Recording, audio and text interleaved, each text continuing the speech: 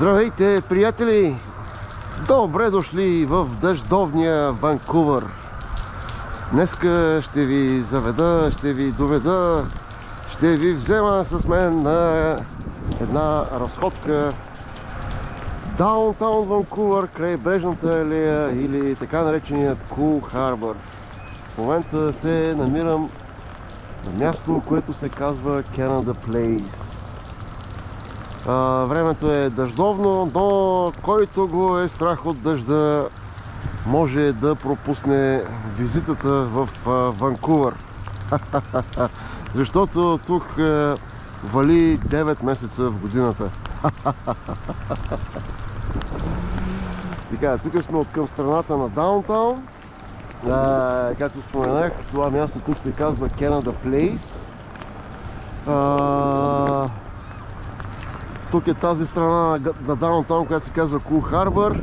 Там отсреща е Стенли парк. Днеска няма да остане време да ходим там до парка, тъй като не е никак малък. Отсреща, от другата страна имаме Норт Ванкувър, на където ми сочи ръката, а там на запад вече не се вижда, но там е Западен Ванкувър или Уест Ванкувър. Айде да тръгнем сега да се поразходиме покрай брежната алея. Ей така, в дъжда. Който го е страх от дъжда, нека да си стои вкъщи, да пие червено вино, да яде свински пържоли и греяна ракия.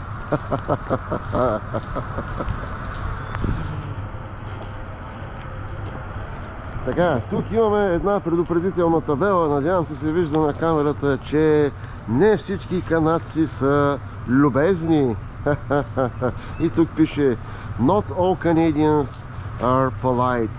Please do not approach the Canadian geese as they can become quite aggressive if you get too close. Тоест, едно от най-агресивните канадски животни, това е канадската гъска, която не веднъж сте имали възможност да видите, когато сме се разхождали около езерцето в моето предградие Кокуитвам. Така че трябва винаги да си имате едно на ум, че тези канадски гъски, ако ги приближите прекалено много, те атакуват. И атакуват с цялата си ярост. Но да продължаваме с разходката. Днеска няма да мога да ви покажа целият даунтаун, тъй като ще се поразходим повече покрай брежната алея. Ей така, да подишаме свежия дъждовен въздух на Ванкувър.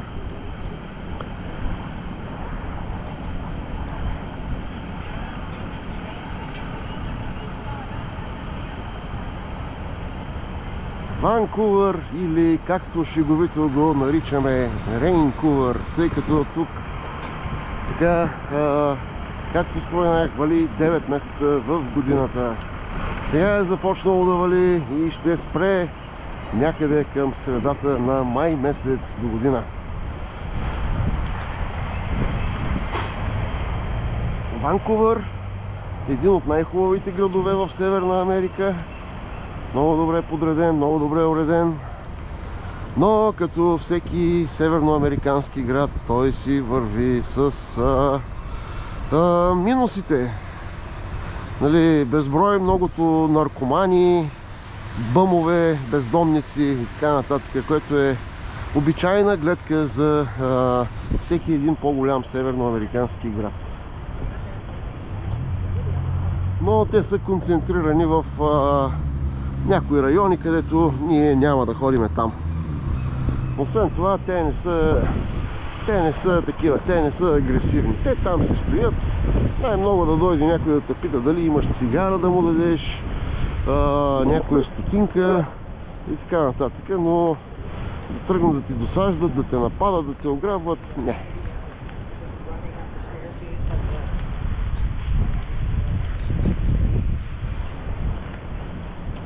За съжаление, днес облаците, небето е слязло прекалено ниско и така че нямаме кой знае каква видимост, за да се открие гледката насреща към Северен Ванкувър, Норт Ванкувър. Но каквото такова, ето откъде тръгнахме там от среща, къде пише Canada Place. Нали, тук акостират тези пасажирските кораби, които обикалят по западния бряг до Аляска и така нататък. Сега, ще да видим сега коя алея. Трябва да се придържаме вдясно за пешеходците, вдясно за велосипедистите вляво.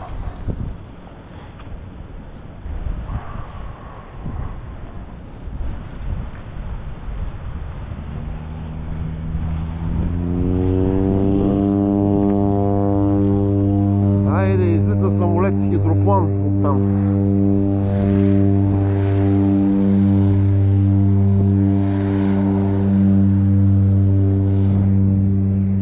Това са такива туристически самолетчета, които може да си наемете и да полетите над Ванкувър, над планините наоколо, над остров Ванкувър и така нататък.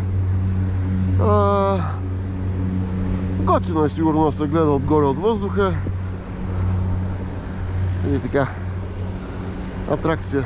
А там отсреща, където виждате в водата, шеврона, това е станцията, където зареждат самолетите, тези хидропланите, където зареждат с гориво.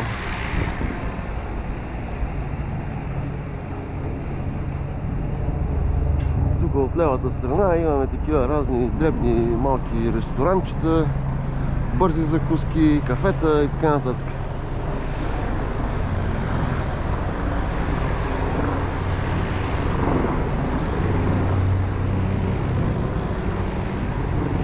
Дъжда поспря, но дори и да вали на нас не ни пука, защото ние сме ванкувърци и от дъжд не се плашим.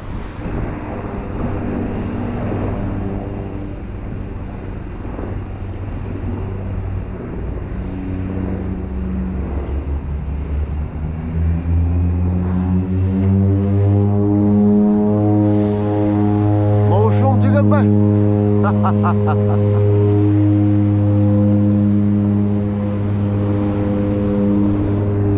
Северен Ванкувър отсреща и западен Ванкувър там в лявата страна.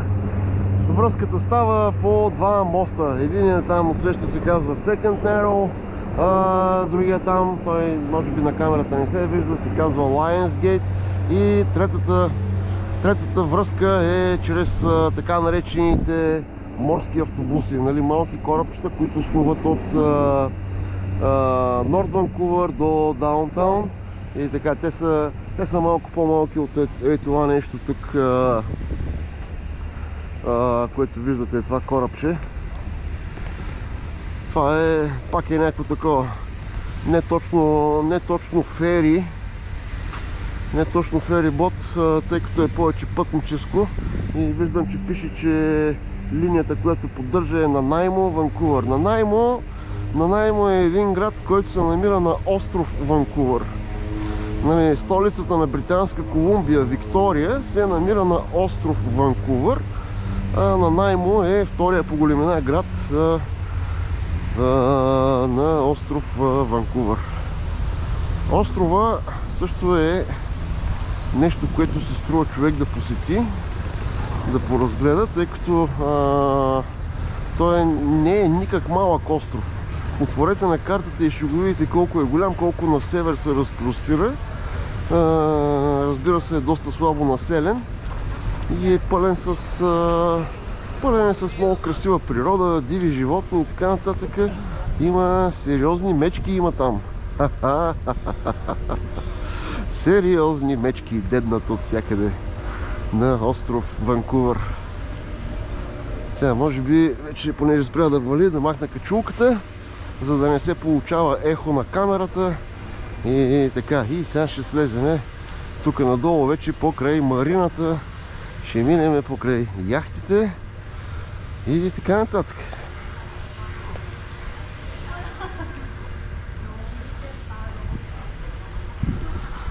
Ванкувър наистина е много хубав град.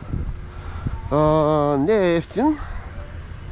е ефтин, даже бих казал, че е доста скъп, Но пък хората живеят тук, нали? Който живее тук му е намерил начина как да се справя. Така че скъпо, важно е какви са ти доходите. Нали? Сега обикновено, нали, определено даунтаун, тук, нали, тези сгради хубави, високи, лъскави, които виждате, това тук е за много богати хора, нали? Не е за работническата класа, към която спада GoPro тръкинга, въпреки, нали, че моите доходи са 2 пъти по-високи, отколкото на средния канадец. Тук е в даунтаун, тук е и с тия сгради.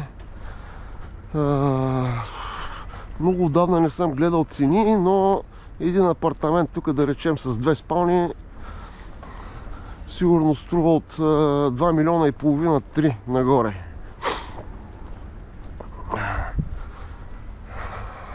Да не ви излъжа, трябва да се провери. Но няма да е по-евтино, повярвайте ми.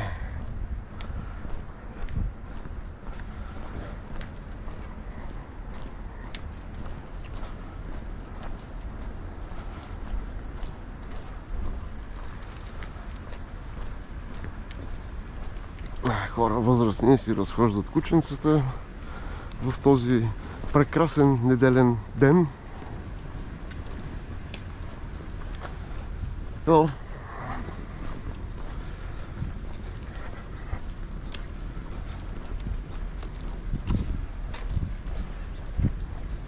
Тук на времето много обичах да идвам да се разхождам.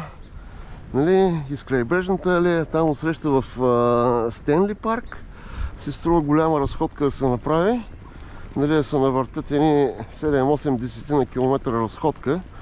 Ако пък някой обича да кара колело, винаги може да дойде тук да си покара колело.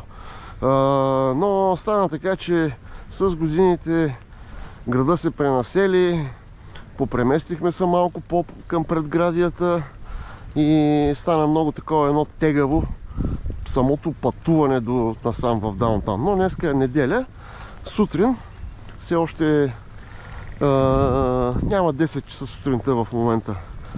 И така че съм успял да се домъкна до даунтаун Ванкувър, съм успял да се домъкна безпроблемно, да си намеря място за паркиране и да си направя разходката. Значи неделен ден, хората спят малко по-докъсно, още не са почнали да излизат, още повече, че днес времето е хладно, мрачно, дъждовно и не всеки е склонен да излезе на разходка.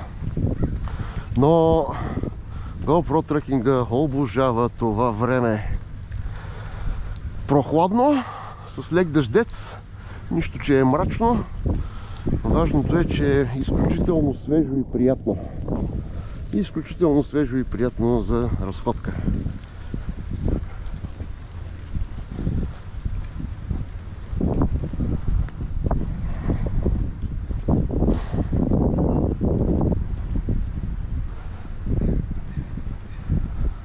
Тук има, нали, карти, опътвания. Така. Cool Harbor, Seaside Greenway или Sea Wall, така наречената стена. Това е точно тази алея, която върви така, опасва целия такова Стенли парк. Отворете картите и ще видите, нали, за какво става въпрос. Сега тук сме от северната страна на даунтаун, долу от другата страна, южната страна, са там First Beach, Second Beach, English Bay и така нататък. Там също е приятно и свежо, но там, тъй като има повече заведения, е по-такова. Повече хора там има, повече навалица. Тук е по-готино, тук е по-спокойно. Аквариума на Ванкувър, той се намира в Стенли парк. Там насреща, къде са дърветата. Не е никак малък парк. Отворете и гледайте. Между другото, снощи беше на страницата на GoPro Trucking във Facebook. Публикувах линк, видео в YouTube което показва, нали, красотите на Британска Колумбия и, нали, се обръща внимание на всеки един град, всеки един район, всеки един регион в Британска Колумбия. И филмчето е направено много добре. Има какво да се види. Препоръчвам ви, на който му е интересно, да влезе и да го изгледа. Някъде около час и половина, но си има какво да се види. Струва си да се види, много добре е направено. Тук баба ви китайка бяга, спортува, браво на жената. Така трябва хората да се грижат за себе си и така. Между другото, приятели, трябва вече да сте обърнали внимание, да сте забелязали, че предишното видео, в което с началника тръгнахме на суши ресторант, видеото прекъсна без да има снимки от ресторанта, тъй като моите извинения, но беше прекалено шумно вътре в този ресторант. Аз не исках да държа камерата на главата си, сложих една тринога на масата, обаче беше прекалено шумно вътре в този ресторант, микрофона прекалено далече от мен, камерата прекалено далече от мен и така че не можа да се получи нещо, кой знае какво, пък и какво да ви снимам сега, нали, суши, какво сме си поръчали и какво сме яли, нали, не е толкова важно. Това тук е готино, нали, вече марината с яхтите.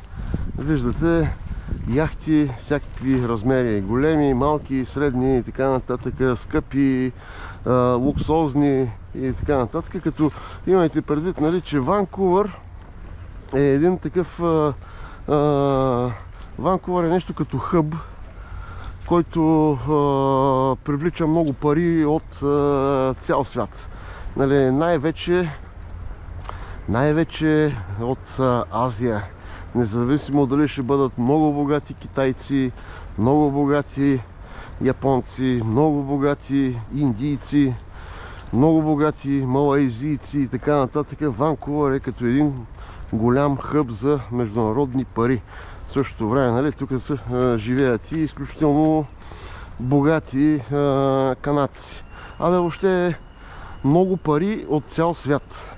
И затова града е така доста добре уреден, доста добре подреден, доста, нали, виждате, че има доста хубави сгради, чисто е подредено. Сега, нали, не дайте да гледате, нали, че има листа по земята, тъй като нормално е есенно време, листопад. И при положение, че имаме толкова много зеленина навсякъде, е нормално да имаме и нападали листа. Зеленина, значи, ако погледнете Ванкувър от птичи поглед, нали, ще видите, че това е град, който буквално се намира в гората. Толкова е зелен, нали.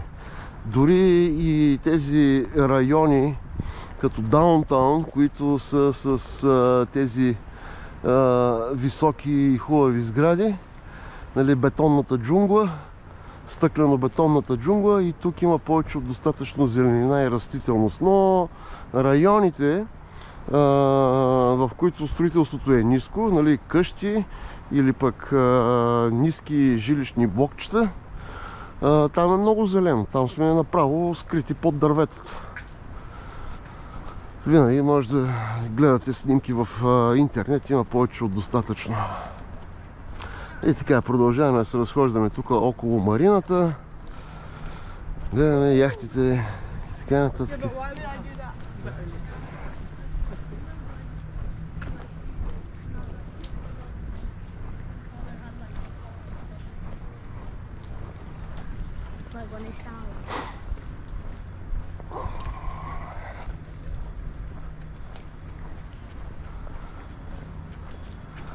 Ето ги яхтите, спрем малко да ги погледате и така нататък. Има ги всякакви модели, всякакви размери, кои по-луксозни, кои по-малко и така нататък.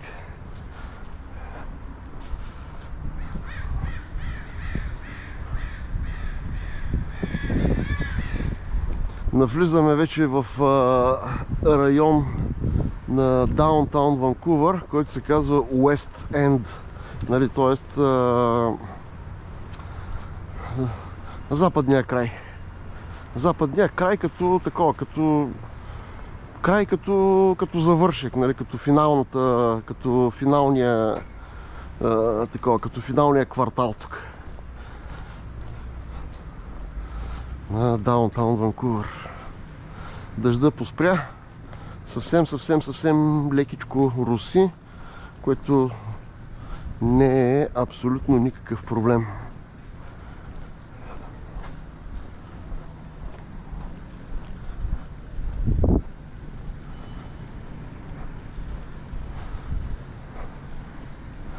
Еми няма чолготеки тук, нали? Не е пълно с кръчми, от което се чува от тук Азис, оттам Белослава, Преслава, Галена, Малена и прочие селски пръчки.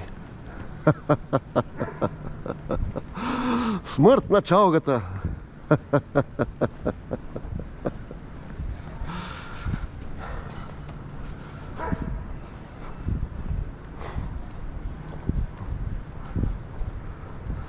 Това тук е много хубав морски ресторант. Кардеро. Кардерос. Нали, виждате го, че е дигнат на пилони заради приливите тук. Приливи, отливи, те са с голяма амплитуда. Голяма разлика. Ресторанчето е хубаво, но то не е отворено още. Това е прекалено рано.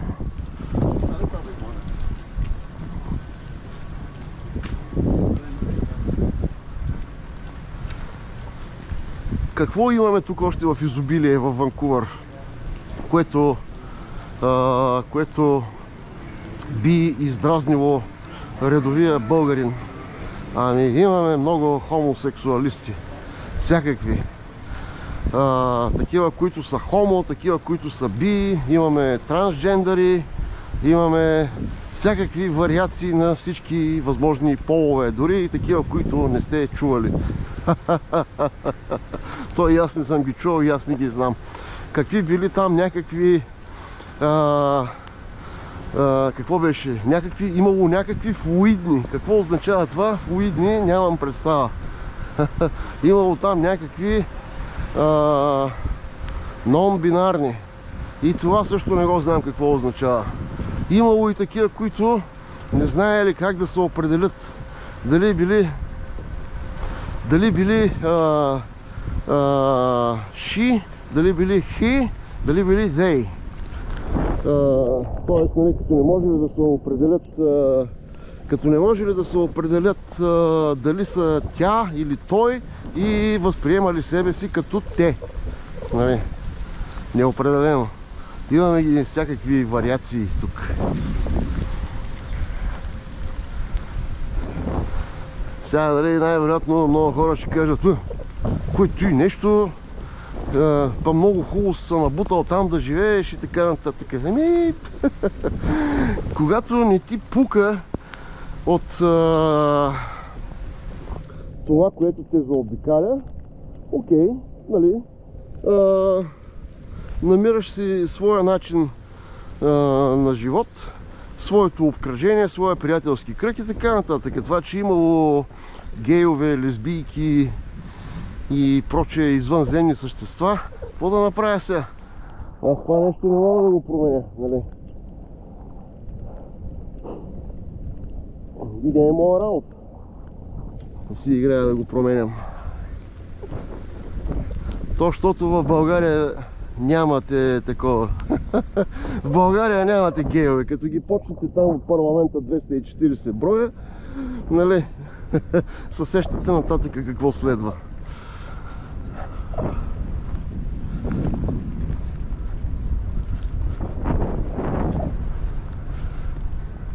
За съжаление, небето е паднало прекалено ниско и няма много добра видимост. За да се откриват гледки, нали, когато тези облаци се дигнат, се откриват гледки не само към Норд Ванкувър и към Уест Ванкувър, ами се откриват гледки горе и към планините, към ски пистите и така нататък. Готино е.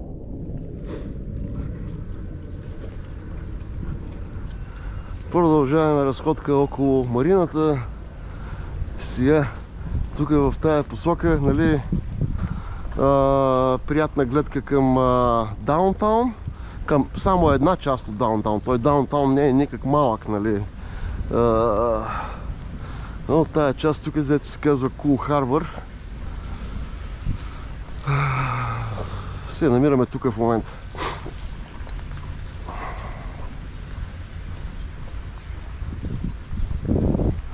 Ето, има и такова, има и плотноходки. Ето вижте, тая само че плотната са прибрани, разбира се. Тя стои на пристан, значи това е ветроходна.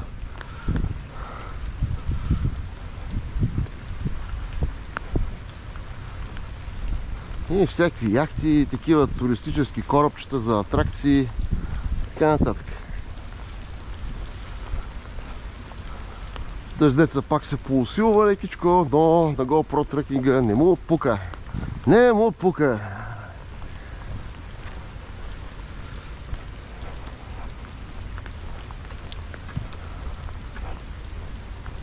Нищо че вали, хората продължават да си спортуват. Ето вижте каката насреща, как бяга по голи баджаци.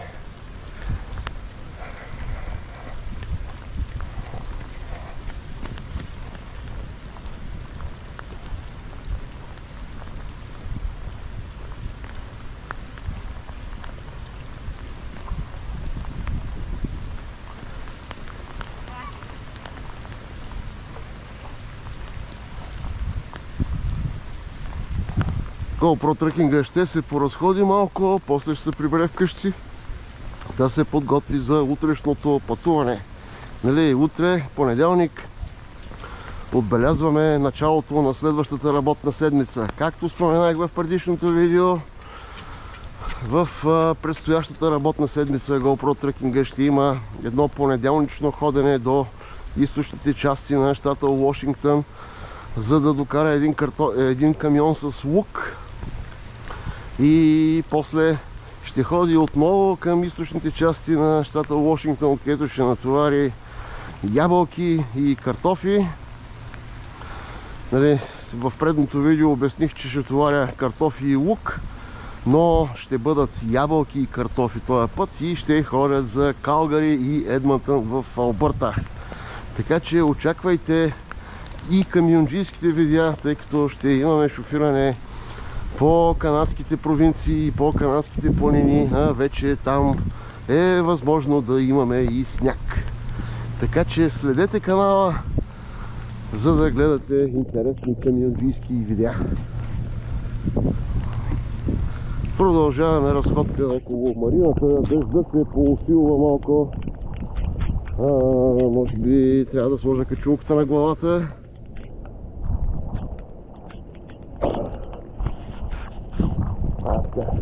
Надявам се, че от тази качулка не се получава ехо на микрофона на камерата или някаква микрофония. Ще стане ясно.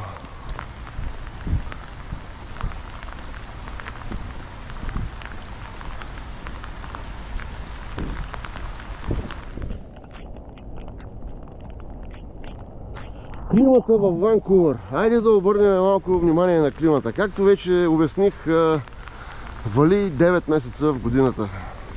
Но като цяло климата е мек.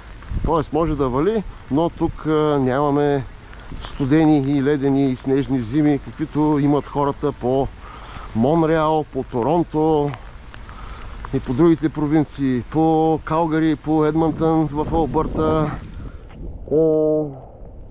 Риджайна в Саскечуан, Уинипег в Манитоба и така нататък.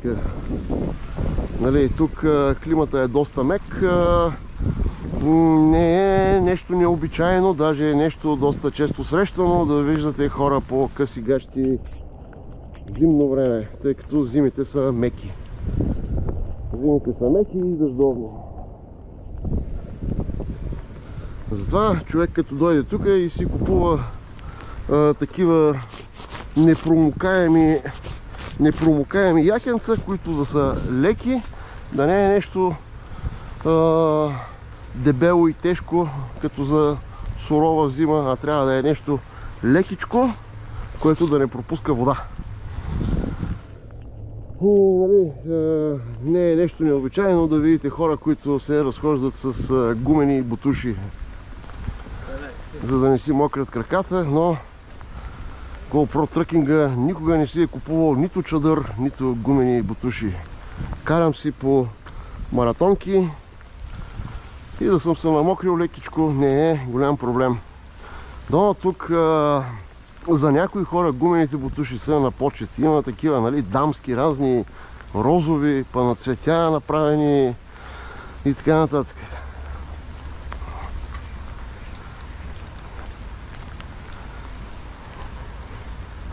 Може би, като говорим за дъжд и то 9 месеца в годината, е добре да спомена, че дренажната система на този град е просто такава, която да може да поеме всичката тази вода. Нали? Защото знаем какво се случи съвсем наскоро, за съжаление, в България, в Елените, около Царево и така нататък.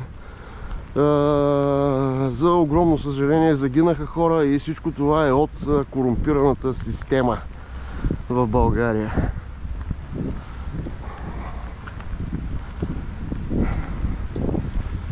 Това са неща, които също са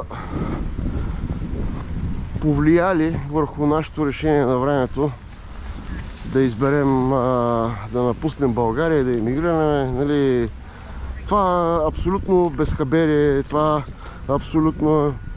абсолютно беззаконие, което цари там, корумпираната система, нали, липсата на усещане за общество, липсата на усещане за държавност и така нататък.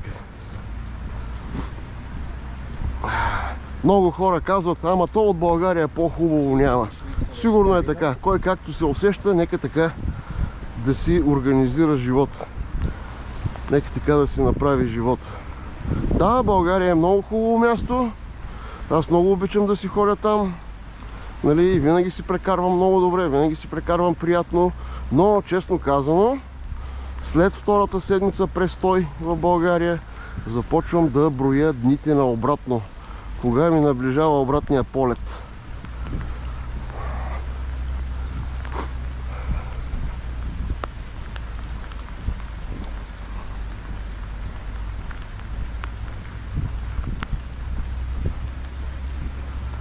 Така, тук вече съм почти съм на входа за Стенли парк.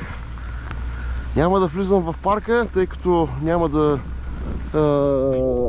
стигне времето на това видео. Парка ще го снимаме друг път, когато не вали, когато има повече слънце, и тогава ще направим една разходка и самия парк. Някой ми праща съобщение. Кой ми пише? Началника на YouTube канала пише. Чакайте сега да му звънна.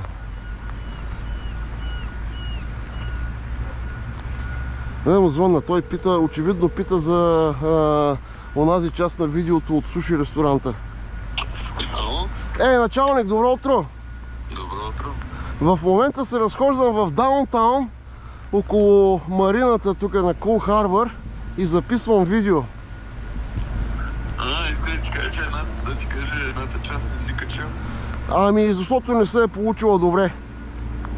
Добре. Не се е получила добре, значи, понеже, нали, държахме камерата на тринога, а не на главата ми, беше така по-далече, микрофона е бил по-далече от нас и не се е получило добре с звука. Добре. Да, така че такова. Само първата част там пред ликър стора, където бяхме.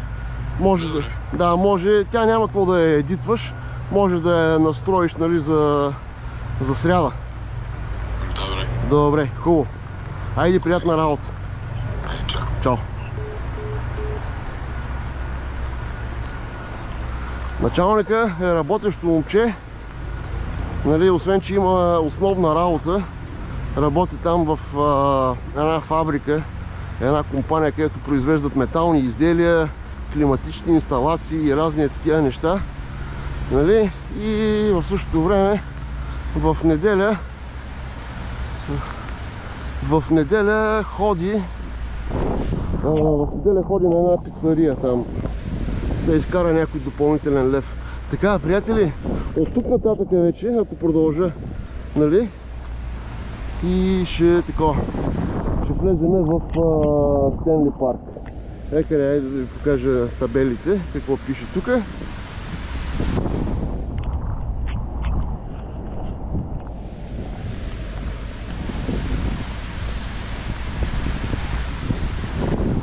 За наляво Стенли парк, Сило, т.е. нали, тази пътека асфалтираната, която върви по брега. Но това е за такова, това е за велосипеди. Нали, не е за пешеходна дистанция, тъй като разстоянията не са никак малки. Айде на обратно тръгваме. Вече. Да вървим към колата. Ето от тук започва Zero Miles или километри. От тук започва, нали, така наречената Sea Wall, която ще обиколи целия Стенли парк и ще излезе от другата страна. Отворете картата и вижте, ще излезе от другата страна, от южната страна на Даунтаун, ще излезе на English Bay. Това нещо, да знам, не съм си купил още велосипед. Ако си купя колело, може да ви направя една обиколка с колело.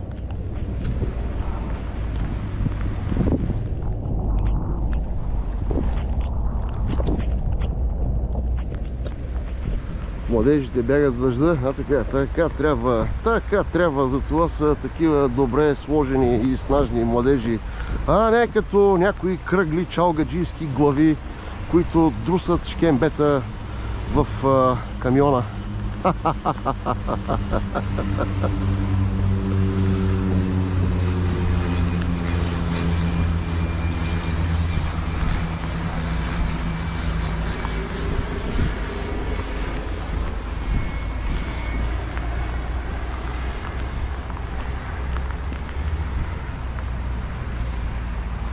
На камерата виждали са какво представлява онази сграда там?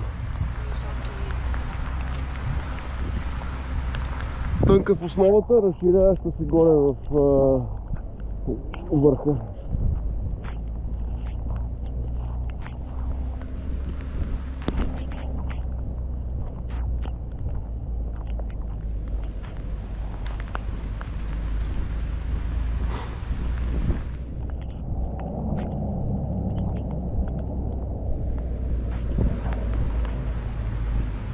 Хората спортуват. Така трябва. Така трябва.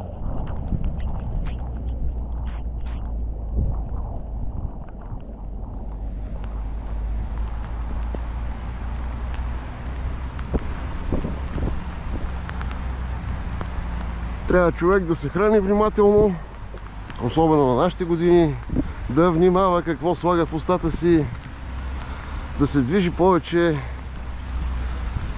и така нататък.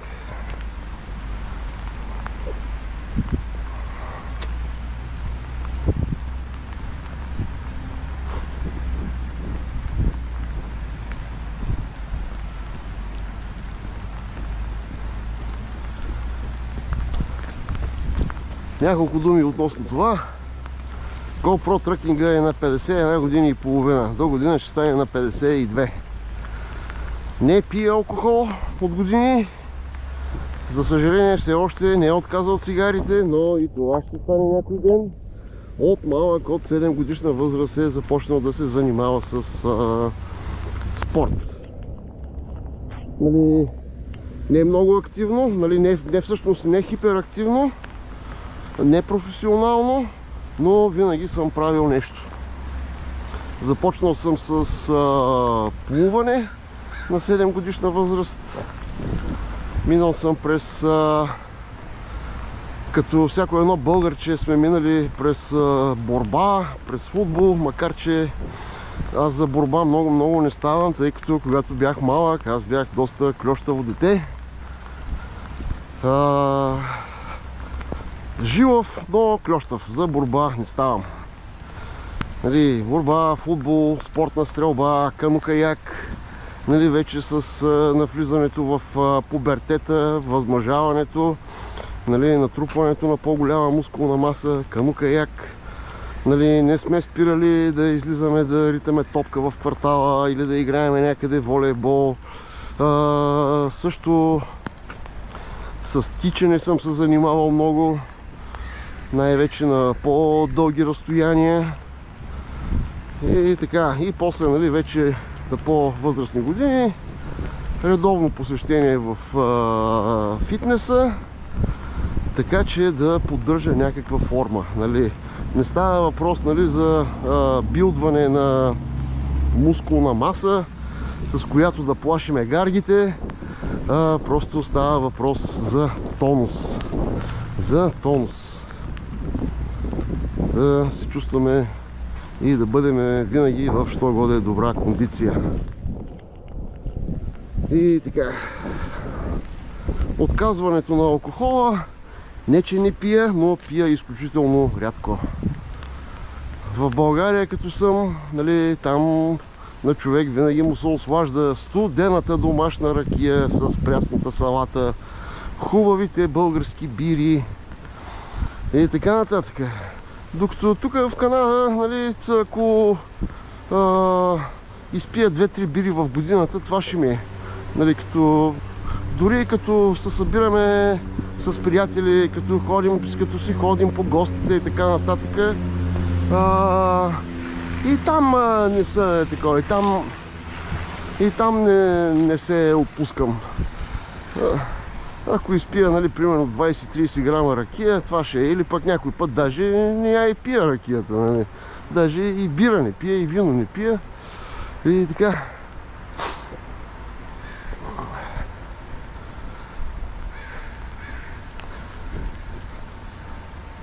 Не ми и липсват тези неща да ви кажа, ей. Като отида в България, като видя моите приятели, връстници, съученици, нали, на моите години, някои по-млади момчета от мене, те с едни такива подпухнали физиономии, нали, с едни шкембета и питат: ти какви хапчета пиеш? Викам: какви хапчета да пия? Никакви хапчета не пия. Ама как така не пиеш хапчета? За кръвно не пиеш ли? Ми викам: не пия, нямам кръвно. Кръвното ми е 120 на 80. Нали? Ама как така поддържаш това кръвно без да пиеш хапчета? Нали? За някои хора в България това е неразбираемо, тъй като там се набляга на фиркачос. Това е, дето се казва, legal requirement, или законово изискване човек да пие по една-две ракии всяка вечер. Дале, ама то хубаво да пиеш, нали, ама айде като станеш, нали, на моите години, като прескочи човек 50-така и тия ракии всяка вечер, те къде се отразяват, нали? После почваме: ох, ама кръвното ми се дигна, ама тук сърцето ми се разхлопа, ама много съм напълнял, ама тук съм подпухнал. Или как е си подпухнал, бе, брат? За колко да нищо алкохол всяка вечер? Ама то човека се не си пине, нали, какъв е този живот, ако човек не си пине? Баси философията, братче. Баси житейската философия.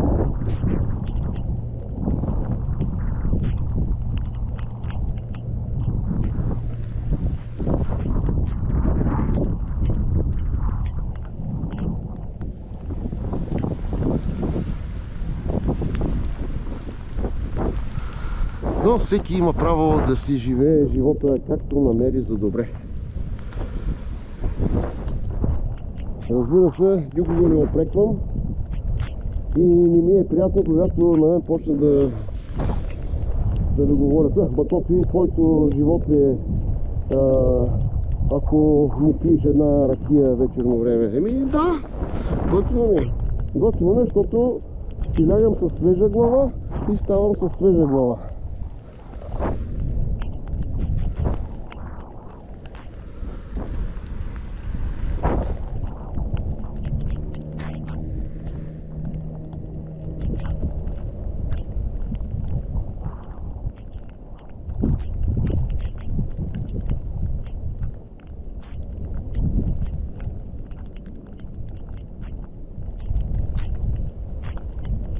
Вижте ги, тук всеки възрастни хора бягат.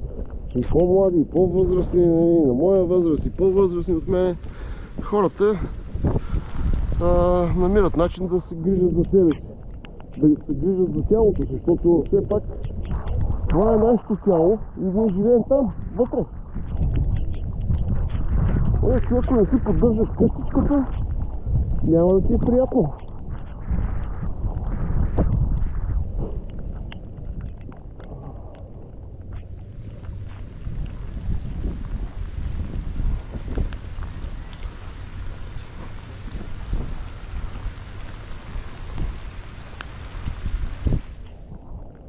Между другото, сега като свърши разходката, пък ще взема да звънна на няколко приятелчета тук в Ванкувър, които трябва вече да са събудили, да ги изритаме малко, да отидем да пиеме кафе някъде.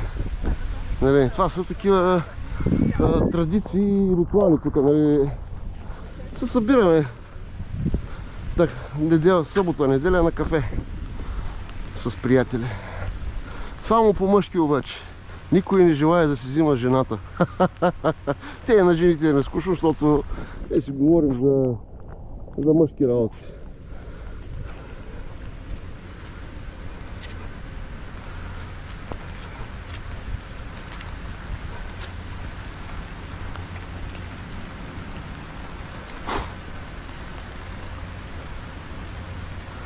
Говорим си за мачове, за леки автомобили, за политика и така нататък.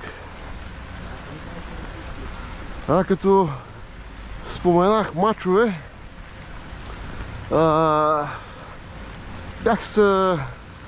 бях планувал да правя отделно видео относно къде се намира българския футбол.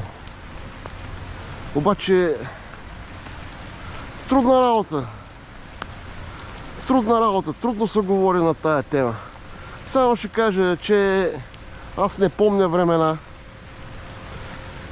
когато съм бил малък, нали, кога човек, нали, почва как горе-долу да гледа футбол, ами 9-10 годишна възраст, да речем, малко по-рано. Значи първото световно първенство, което имам спомен запазен, това е 82 година в Испания. Нали, оттам нататък ги следя.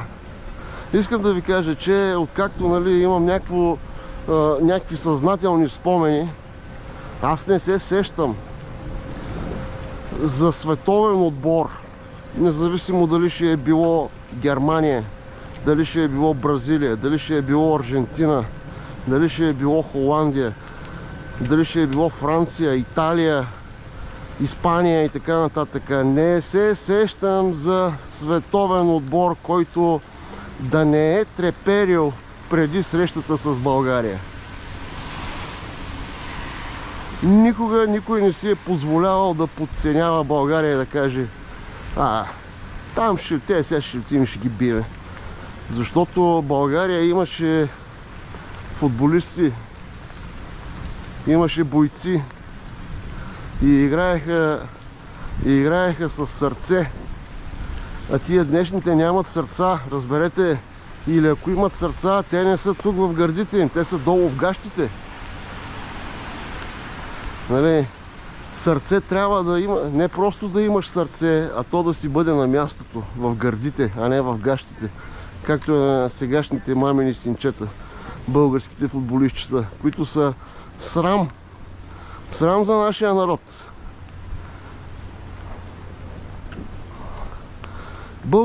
Българският футболист никога не е бил някакъв атлет. Нали? Никога не са били българските футболисти така физически силни и подготвени, както са били германци, англичани, испанци, италианци и така нататък. Но българските футболисти играеха със сърце.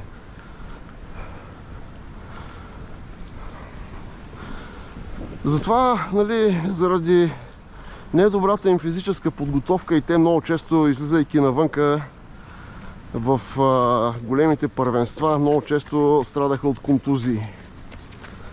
Нали, знаете, Наско Сираков и Божидар Искренов, пълен провал при трансферите им в Сарагоса. Сегашният президент, осмокласника Гонзо, пълен провал при трансфера му в там някакъв второразряден френски отбор и така нататък.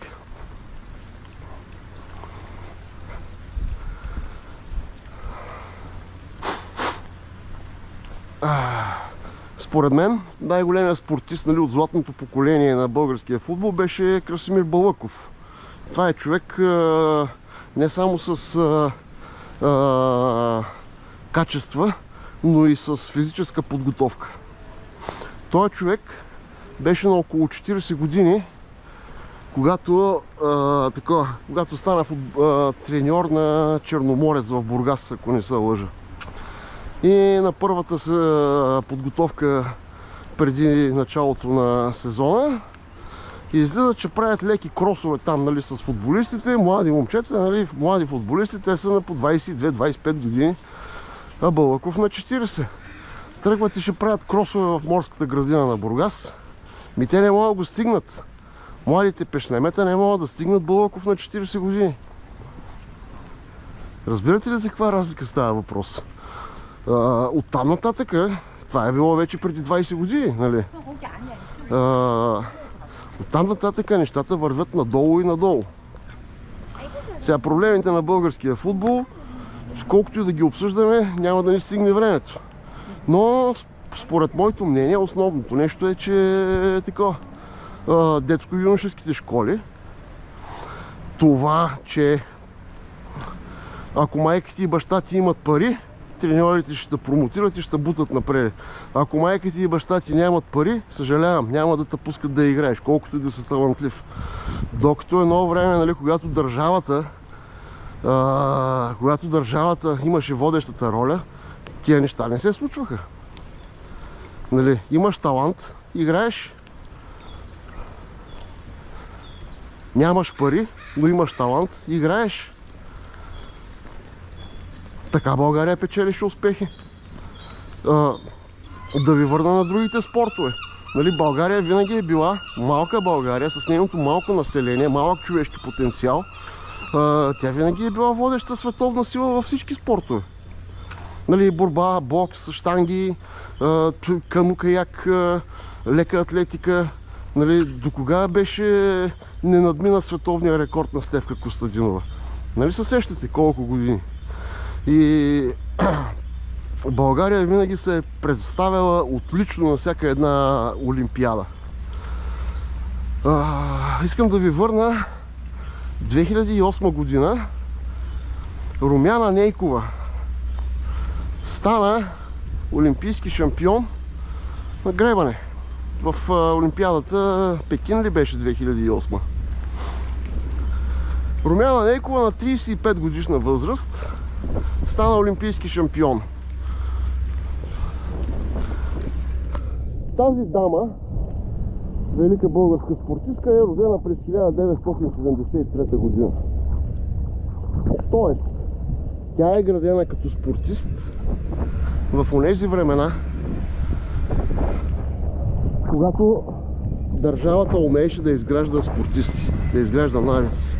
Оттам нататък, след Румяна Нейкова, 2008 година, айде отворете и проверете и ми кажете колко години България нямаше олимпийски шампион. Колко години?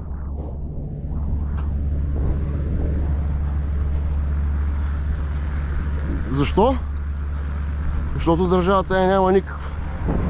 Защото се промотират спортисти не съобразно качествата им и способностите им, а според това мама и тати колко пари имат. Еми, така не се прави спорт, така не се правят успехи в спорт. Нали, не става само с парите на мама и на тати. Трябва труд, трябва талант, трябват качества. Колко години след Румяна Нейкова България нямаше олимпийски шампион? И кога се появиха, нали, олимпийски шампиони тук на последната олимпиада? Ами погледнете ги колко българи от тях има. Истински българи. Те са хора натурализирани. От Кавказските републики, от Украина, от Средноазиатските републики. Дори Карлос Насар. Той не е 100% българин и не е раждан в България. Честно прави на момчето, че е решил да се състезава за нашата държава.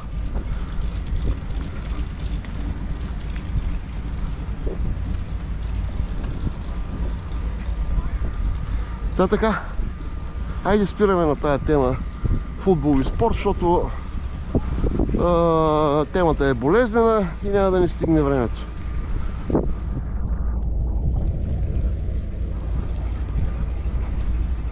Сега, айде ще кривнеме тук от тая алея и да си вървя към колата. Тук в една от близките улици, паркирана.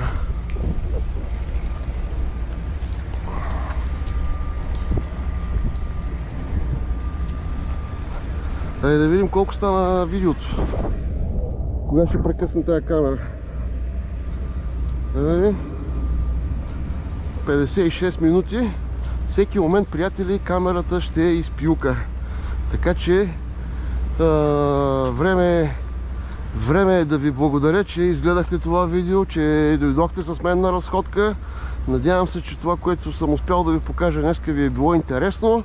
Надявам се, че не съм ви надул главите с глупости. И отново да ви благодаря за това, че изгледахте видеото. Ако не сте се абонирали за канала, направете го, ударете камбанката, абонирайте се за канала на GoPro Trekking в YouTube. Бъдете живи, здрави, щастливи и успешни и ще се видиме вече от канадско-американските пътища на камионите. Пътуванията по вътрешността на Британска Колумбия, по Албърта, по канадските планини и така нататък. Надявам се да се получат интересни неща. Така, това е от мен за сега. Живи, здрави, щастливи и успешни. Чао, чао!